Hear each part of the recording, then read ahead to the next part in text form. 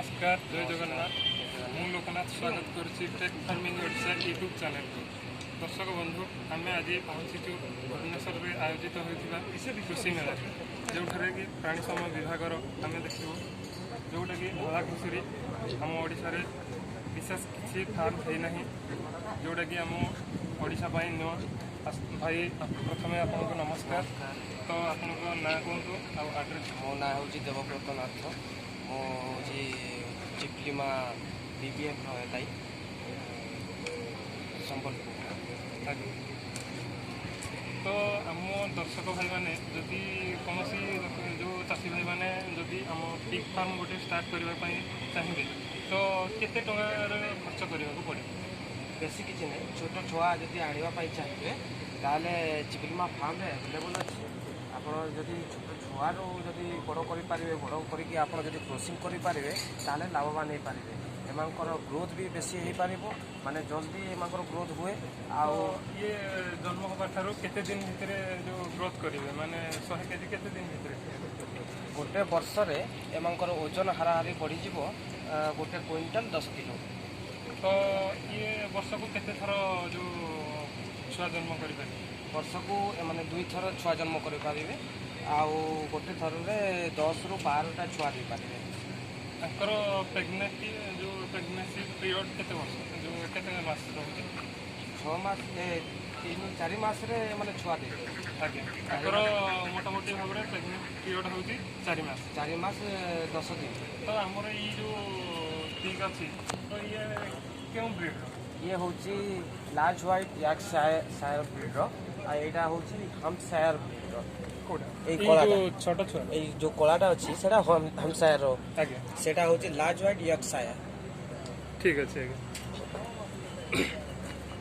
तो आपण माने जदि आम चाषी भाई माने किए जदि जो छोट छुआ जोगाजोग करेंगे तो आपन को जो छुआ आपन दे पारिबे हाँ से फार्म रे हमर गवर्नमेंट फार्म गोटे सरकारी फार्म अच्छी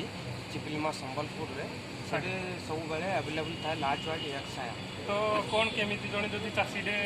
चाहिबो जे फार्म को जीवो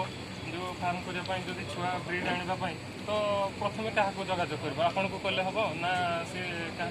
जोगाजोग करने तो आम जो अथॉरिटी अच्छा से आमर जो मैनेजर अच्छा पीबीएफ रे गोटे मैनेजर अच्छा से सार को कांटेक्ट कले माने एमाने छुआ भी पाई पारे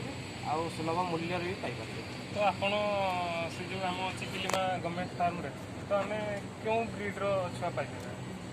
प्रायतः लार्ज व्हाइट यॉर्कशायर ब्रीड पाई पारे हम्पशायर एटा क्रॉस ब्रीड होची Hampshire and large white cross breed सेटा जन्म होता है माने आमको प्रॉफिट रे रहिबार अछि जति आमे लार्ज व्हाइट यॉर्कशायर जदि चाष करबा ताले आमे प्रॉफिट रे रहि पारिबा